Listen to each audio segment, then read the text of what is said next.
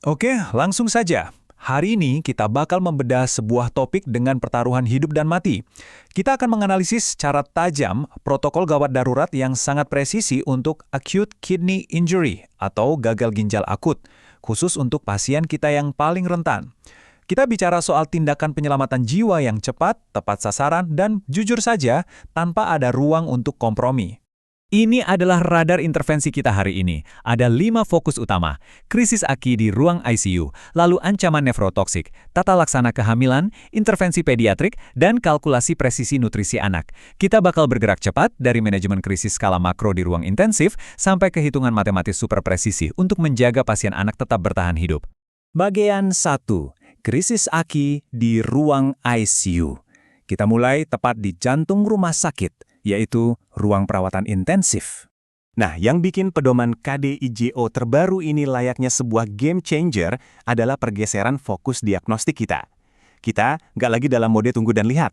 Sekarang kita sangat mengandalkan metrik real time. Produksi urin dan level kreatinin serum itu benar-benar jadi alarm utama kita buat mendeteksi gagal ginjal akut jauh sebelum kerusakannya jadi permanen. Coba bayangkan angka ini, 50%. Yap, setengah dari seluruh pasien kritis di ICU bakal mengalami sindrom yang kompleks ini. Ini bukan sekedar resiko kecil loh, ini adalah ancaman masif yang selalu mengintai di setiap ranjang ICU kita. Lanjut ke bagian 2, ancaman nefrotoksik, kontras, dan kemoterapi. Sekarang, mari kita zoom in ke level mikroskopis.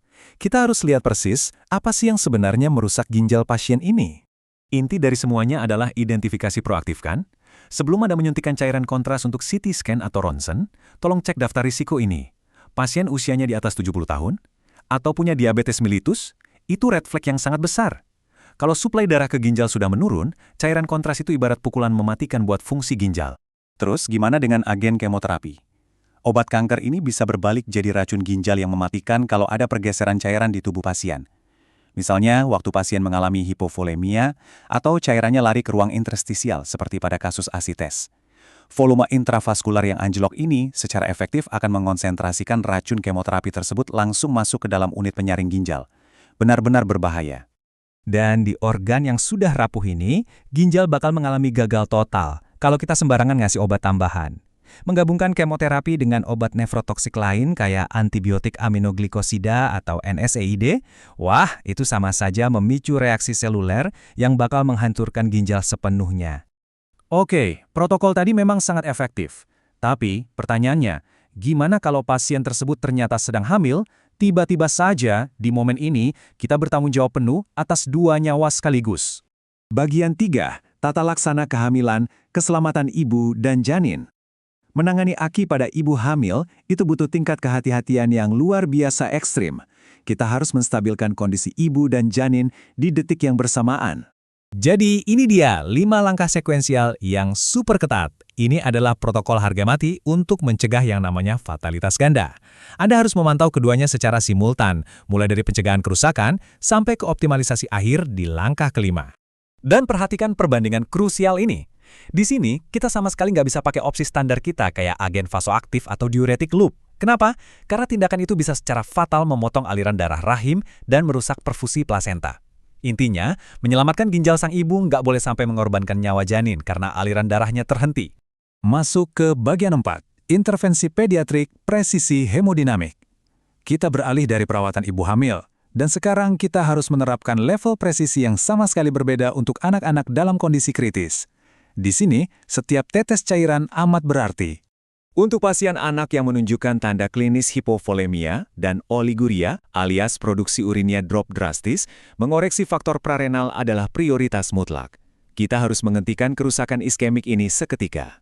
Intervensi cairan ini sangat spesifik. Perhatikan, jendela waktu infus cepatnya cuma 20-30 menit. Memompa 10-20 ml per kilogram cairan normal salin atau albumin dalam waktu sesingkat ini seringkali jadi satu-satunya cara mengembalikan hemodinamik sebelum jaringan ginjal anak itu mati. Tapi ingat, begitu hemodinamiknya stabil, tugas Anda belum selesai. Anda harus jadi penjaga gerbang yang sangat agresif terhadap resep obat mereka. Singkirkan semua racun ginjal ini, tidak ada aminoglikosida, coret AC inhibitor, dan pastinya jangan pernah ada paparan media kontras baru. Terakhir, bagian 5, Kalkulasi presisi nutrisi anak. Hemodinamik mungkin sudah aman, tapi buat memastikan mereka benar-benar survive, kita beralih ke ranah kimia nutrisi yang sangat eksak dan matematis.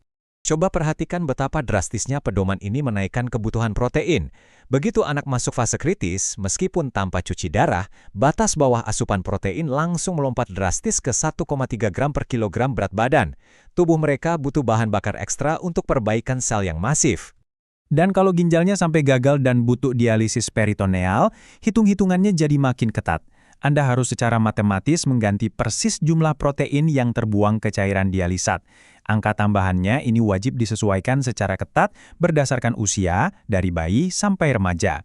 Kita harus cegah malnutrisi akut di tengah krisis ginjal ini. 66,5. Angka ini bukan sekedar pajangan. Ini adalah konstanta tunggal penentu dalam formula pengeluaran energi istirahat Harris-Benedict. Tanpa alat kalorimetri tak langsung di ICU, kita benar-benar harus bersandar pada perhitungan batas energi yang presisi ini untuk satu hal krusial, menghindari underfeeding atau overfeeding yang akibatnya bisa sangat fatal buat metabolisme mereka. Karena, pada akhirnya, target resusitasi kita bukan cuma sekedar bertahan hidup. Kita harus secara agresif mendorong asupan kalorinya ke batas atas RDI atau Recommended Dietary Intake.